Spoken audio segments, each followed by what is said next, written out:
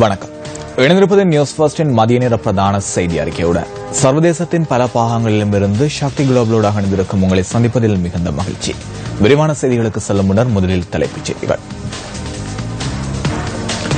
புதிய தேசிய வருமான சட்டமூலத்திற்கு அமைச்சரவை அங்கீகாரம் வழங்கியது. சபை நடவடிக்கைகளின் போது பாராளுமன்றத்தில் மின்சார துண்டிப்பு. கிழக்கு மாகாணத்தில் நிலவும் ஆசிரியர் வெற்றிடங்களை நிரப்புவதற்கு நடவடிக்கை மேற்கொள்ளப்பட்டுள்ளது. வறட்சியான காலநிலை காரணமாக பிரதான நீரேந்து பகுதிகளில் நீர்மட்டம் வீழ்ச்சி.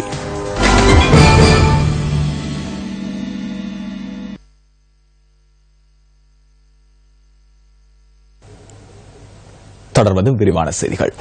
மேல் மாகாணத்தில் நகர திண்மக்கழிவு முகாமைத்துவத்திற்கான நீண்டகால தீர்வு அடங்கிய யோசனைகள் சிலவற்றிற்கு அமைச்சரவை அங்கீகாரம் வழங்கியுள்ளது. இந்த விடயம் உள்ளிட்ட மேலும் சில யோசனைகளுக்கும் இந்த வாரம் அமைச்சரவை கூட்டத்தில் அனுமதி வழங்கப்பட்டுள்ளது. மேல் மாகாணத்திற்குள் நகர திண்மக்கழிவு முகாமைத்துவத்திற்காக நீண்டகால தீர்வு அடங்கிய யோசனைகள் சிலவற்றை மாநகர மற்றும் மேல் மாகாண அபிவிருத்தி அமைச்சர் சம்பிக்க ரணவக்க அமைச்சரவையில் சமர்ப்பித்திருந்தார். மீதோட்டமுள்ள குப்பைமேடு தொடர்பாக ராணுவத்தினரின் ஒத்துழைப்புடன் தற்போது முன்னெடுக்கப்பட்டு வரும் பணிகளை 5 மாதங்களில் நிறைவு செய்து அந்த பணியை நகர வனப்பூங்காவாக அபிவிருத்தி செய்வதற்கு யோசனை ஒன்றும் முன்வைக்கப்பட்டுள்ளது.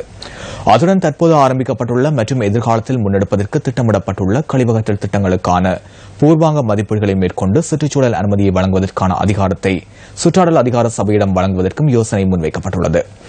50,000க்கும் அதிகமான குடும்பங்கள் வாழக்கூடிய உள்ளூராட்சி நிறுவனங்களினால் அவற்றின் தனித்துவமான கழிவகற்றல் மற்றும் துப்புரவு நிலையம் ஒன்றை ஆரம்பிப்பதற்கும் இதன் மூலம் பிரேரிக்கப்பட்டுள்ளது. இது தவிர மாநகர மற்றும் மேல்மாகாண அபிவிருத்தி அமைச்சும் இலங்கை டிரான்ஸ்பார்மர் லிமிடெட் நிறுவனம் ஆகியன ஒன்றிணைந்து கழிவுகளின் மூலம் மின்சாரத்தை பிறப்பாக்கம் செய்யும் திட்டத்தை ஆரம்பித்தல் தொடர்பில் அமைச்சர் சம்பிக்க ரணவக்கவினால் யோசனை முன்வைக்கப்பட்டுள்ளது. புத்தளம் அருவக்காடு கழிவகற்றல் திட்டத்திற்காக இலங்கையில் உள்ள வெளிநாட்டு தூதுக்குழுக்கள் ஊடாக வெளிநாட்டு அரசாங்கங்களிடமிருந்து திட்ட யோசனைகளை பெற்றுக் கொள்வதற்கும் உத்தேசிக்கப்பட்டுள்ளது. கலனியில் உள்ள கழிவகற்றல் பரிமாற்ற நிலையத்தின் நிர்மாணப் பணிகளுக்கு தேவையான காணி முள்ளரப்பு மற்றும் அபிவிருத்தி கூட்டு ஸ்தாபனத்திடமிருந்து மாநகர மற்றும் மேல்மாகாண அபிவிருத்தி அமைச்சு பொறுப்பேற்பதற்கும் அமைச்சரவை அங்கீகாரம் வழங்கியுள்ளது.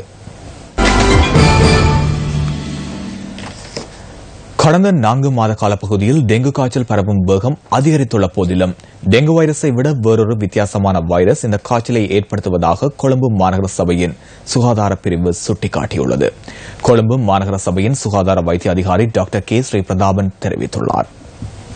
கடந்த 4 மாதங்களில் இலங்கை பூராகவும் கிட்டத்தட்ட 30,000க்கு மேலான நோயாளிகள் இனம் காணப்பட்டுள்ளார்கள். கொழும்பு மாநகர சபையை பொறுத்தவரையில் இந்த 4 மாதங்களில் 2236 நோயாளர்கள் அடையாளம் காணப்பட்டுள்ளார்கள். மழை இல்லாத காலநிலையிலும் கூட இந்த டெங்கு நோயாளர்கள் கூடுதலாக பதிவு செய்யப்பட்டுள்ளார்கள்.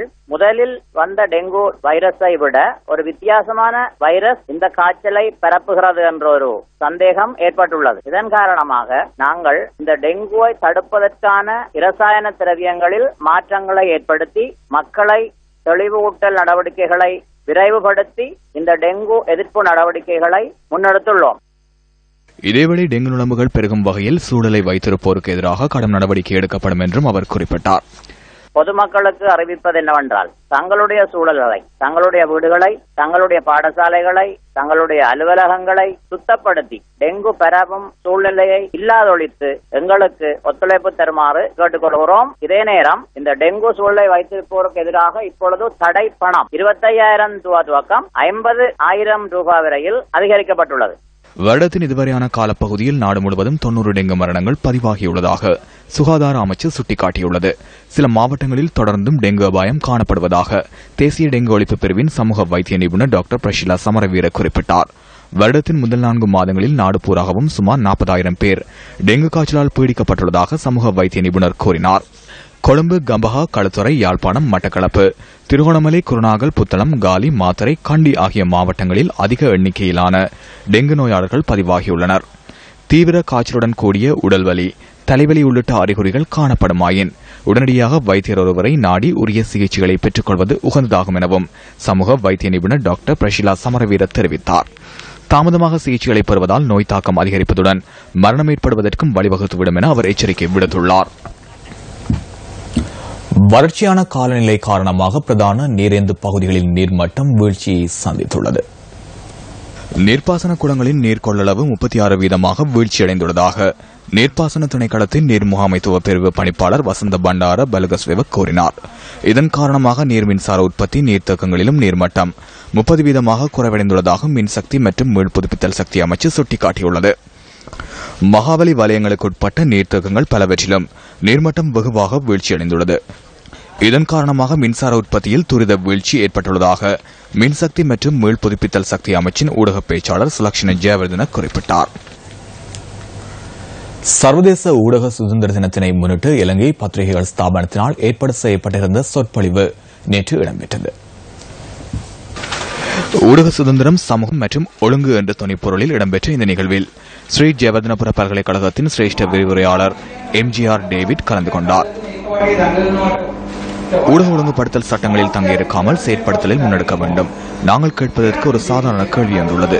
இந்த செயல்முறை ஊடகங்களுக்கு ஏற்றுக்கொள்ளப்பட்டால் பத்திரிகை வாசிப்பவர்களுக்கு, வானொலி கேட்பவர்களுக்கு, தொலைக்காட்சி பார்ப்பவர்களுக்கு என்ன நேரம்? ஒருமுறை இந்த சட்டம் உருவாக்கம் பெற்றால் ஊடகவியலாளர்களுக்கு என்ன நேரம்? அரசாங்கத்திற்கு என்ன கிடைக்கும்?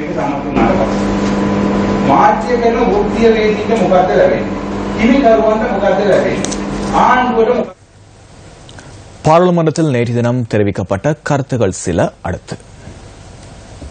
தற்போது யாழ்ப்பாணத்து மக்களது பாவனையில் உள்ள குடிநீரில் உலக சுகாதார அமையத்தின் அனுமதிக்கப்பட்ட அதிகபட்ச தரத்தை விட அதிக அளவில் நைட்ரேட் மற்றும் தைத்ரேட் என்பன காணப்படுவதாகவும், இதன் காரணமாக எதிர்காலத்தில் மக்கள் பல்வேறு நோய்களுக்கு ஆட்படக்கூடிய நிலை தோன்றும் எனவும் கூறப்படுகின்றது. இவ்வாறான நிலை யாழ்ப்பாணத்து நிலத்தடி நீரில் ஏற்படுவதற்கு மலக்கழிவுகள், விலங்கு கழிவுகள், அதிகரித்த விவசாய இரசாயன பாவனை என்பன காரணமாகும் என்றும் தெரிய வருகின்றது.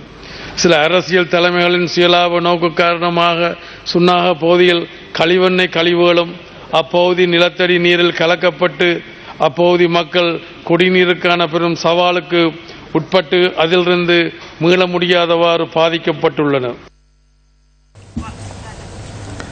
சிறை கைதிகளை ஏற்றிச் செல்வதற்காக 10 பஸ்களை உள்ளூரிலேயே தயாரிப்பதற்கு சிறைச்சாலைகள் திணைக்களம் தீர்மானம் மேற்கொண்டுள்ளது. கடற்படையின் உதவியுடன் இந்த பஸ்கள் தயாரிக்கப்பட உள்ளன. கேகாலை சிறைச்சாலை அதிகாரி ஒருவரால் தோட்டா துளைக்காத பஸ் ஒன்று தயாரிக்கப்பட்டதை அடுத்து சிறை கைதிகளின் உயிருக்கு அச்சுறுத்தல் ஏற்படாத வகையில் தோட்டா துளைக்காத பஸ்களை தயாரிப்பது தொடர்பில் சிறைச்சாலைகள் திணைக்களம் கவனம் செலுத்தியுள்ளது. அதன் விளைவாக 10 பஸ்கள் தயாரிக்கப்பட உள்ளன. அவ்வாறு தயாரிக்கப்பட்ட பஸ்களில் ஒன்று கொழும்பு விளக்கமறியல் சிறைச்சாலைக்கு அடுத்த வாரம் வழங்கப்பட உள்ளதாக சிறைச்சாலைகள் திணைக்களம் தெரிவித்துள்ளது. களுத்துறை, மாத்தறை, மகர, நீர்கொழும்பு மற்றும் வெளிக்கடை சிறைச்சாலைகளுக்கு மேலும் சில பஸ்கள் வழங்கப்பட உள்ளதாக சிறைச்சாலைகள் திணைக்களம் குறிப்பிட்டுள்ளது. பல வருட காலம் கண் விழித்து கல்வி கற்றது வீதியில் கண் விழித்து துயருறவா என்ற கேள்விகளுடன் 2 மாதங்களை கடந்த நிலையில் வீதியில் காத்து கிடக்கின்றனர் வடகிழக்கை சேர்ந்த பட்டதாரிகள். பட்டம் பெற்றதன் பின்னர் தொழிலுக்காக உரிமை போராட்டம் நடத்தும் மட்டக்களப்பு மாவட்ட பட்டதாரிகள் 73வது நாளாகவும் போராட்டத்தை முன்னெடுத்து வருகின்றனர். தமக்கான வேலைவாய்ப்புகளை பெற்றுத்தருமாறு வலியுறுத்தி வேதிக்கு இறங்கிய அம்பாறை மாவட்ட வேலையற்ற பட்டதாரிகளின் போராட்டம் 67வது நாளை எட்டியுள்ளது. தாம் கற்ற உயர்கல்விக்கான பதில் தாம் வீதியோரத்தில் தரத்து கிடப்பதா என்ற கேள்வியுடன் தொடர்கிறது திருகோணமலை மாவட்ட வேலையற்ற பட்டதாரிகளின் போராட்டம். 64 நாட்களை எட்டியுள்ள நிலையிலும் இவர்களின் போராட்டத்திற்கு தீர்வு எட்டப்படவில்லை. 2012ஆம் ஆண்டின் பின்னர் பட்டம் பெற்று வெளியேறிய பட்டதாரிகளுக்கு நியமனம் வழங்கப்படுவது எப்போது என்ற இயக்கத்துடன் 67வது நாளாகவும் வீதியில் காத்து கிடக்கின்றனர் யாழ் மாவட்ட வேலையற்ற பட்டதாரிகள். கிழக்கு மாகாணத்தில் ஆசிரியர் வெற்றிடங்களை நிரப்புவதற்கான அனைத்து நடவடிக்கைகளும் பூர்த்தி செய்யப்பட்டுள்ளதாக மாகாண கல்வி திணைக்களம் சுட்டிக்காட்டியுள்ளது. 2016ஆம் ஆண்டிற்கான ஆளணி தேவையின் அடிப்படையில் ஆசிரியர் நியமனங்கள் வழங்கப்பட உள்ளதாக கிழக்கு மாகாண கல்வி பணிப்பாளர் MTA நிசாம் குறிப்பிட்டார். மாகாணத்தில் நிலவும் ஆசிரியர் வெற்றிடங்களை நிரப்புவது தொடர்பாக உயர்மட்ட அதிகாரிகளுடன் பிரதமர் அலுவலகத்தில் அண்மையில் பேச்சுவார்த்தை நடைபெற்றது. இதனையடுத்து கிழக்கு மாகாணத்தில் காணப்படும் வெற்றிடங்களுக்கு 4927 ஆசிரியர்களை நியமிப்பதற்கான அனுமதி கிடைத்துள்ளதாக மாகாண கல்வி பணிப்பாளர் கூறினார். ஆங்கிலம், கணிதம், விஞ்ஞானம் ஆகிய பாடங்களுக்கான ஆசிரியர்களை நியமிப்பதற்கும் தீர்மானிக்கப்பட்டுள்ளதாக அவர் மேலும் தெரிவித்தார். அந்த விளையாட்டுடன் நியூஸ் ஃபர்ஸ்டின் இறுதிக்கான மதிய நேர பிரதான செய்தி அறிக்கை நிறைவுக்கு வருகின்றது. தொடர்ந்து இணைந்திருங்கள் சக்தி தொலைக்காட்சி வழங்கும் திரைப்படத்துடன். வணக்கம்.